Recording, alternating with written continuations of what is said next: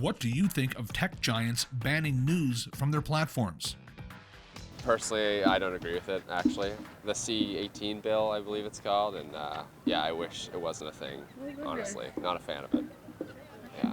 Did you find you got most of your news? All of it. All of my news came from social media, yeah. I feel like anyone under the age of like 40, personally, is kind of now doesn't have access to news. So we're kind of blind on the whole subjects now. I think it's good. I think the question of news as being something that is owned by the public, I think it just reinforces the need for people at large to be involved in news creating and news consuming. I think the village square needs to come back where people were spending time discussing issues. You see that in restaurants, but need more of a public square. Yeah, that's a tough one. Yeah, that's a tough one for me. I don't know. I mean, they're such a large business that that they have an oversized influence on that type of a deal. But it's too. I think they have too much power. They're an oligopoly, I think. And yeah, so I don't know how to. I wouldn't know how to deal with that. I mean, it can only have a negative effect. To be honest, I'm not too clued up on the topic, but I don't have Facebook and I don't really use Instagram for news.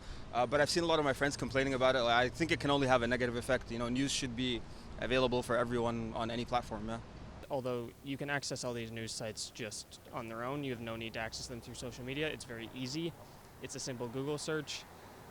I don't think it actually puts a serious barrier on news, only if you decide to get your news through social media, which is very easy not to do.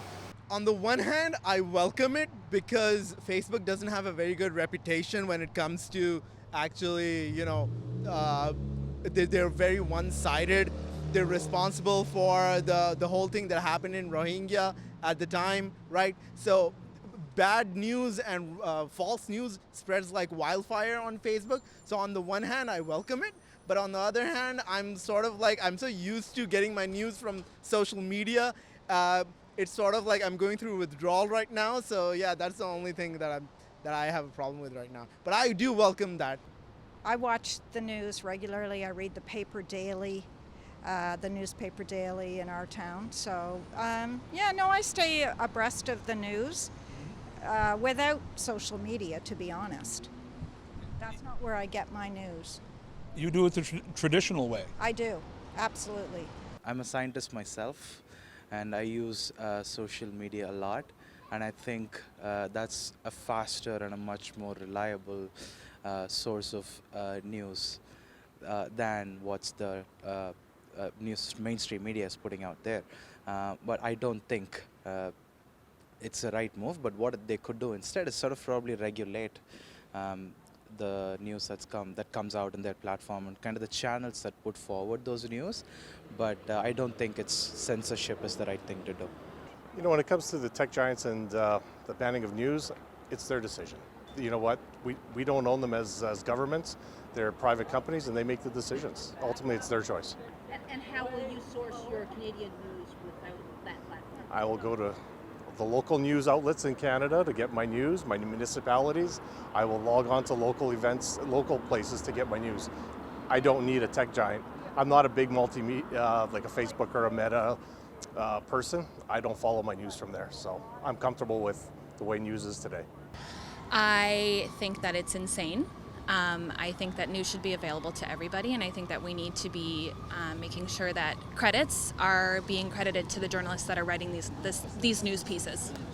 Well, I think banning any sort of news from these tech giants, I think that will allow for news to be shown to people in a less biased way, because we have seen, especially throughout the pandemic, how biased lots of news sources can be, especially in social media, due to the advent of fact checkers especially. So I think if news should be read or viewed or consumed in any way, it should be directly through the news channels or news companies, not through any social media company, because there is a good amount of bias that can go through it. Honestly, I think it's terrible because I think that everybody should have a right to view the content that they want to view. I think it gets into a really messy territory when the government's controlling what people can and cannot see. I don't think that's the right move. I think everyone's allowed to read the news and to inform themselves and to look for themselves what source of news they want to follow and that kind of thing. So I don't think that banning news from social media, even though I'm not a big fan of social media, I feel like it has its place right now.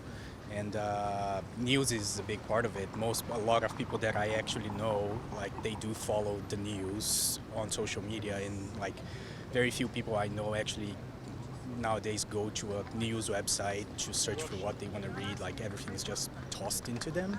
But I don't agree that they should ban any sort of news, however controversial they might be or something like that.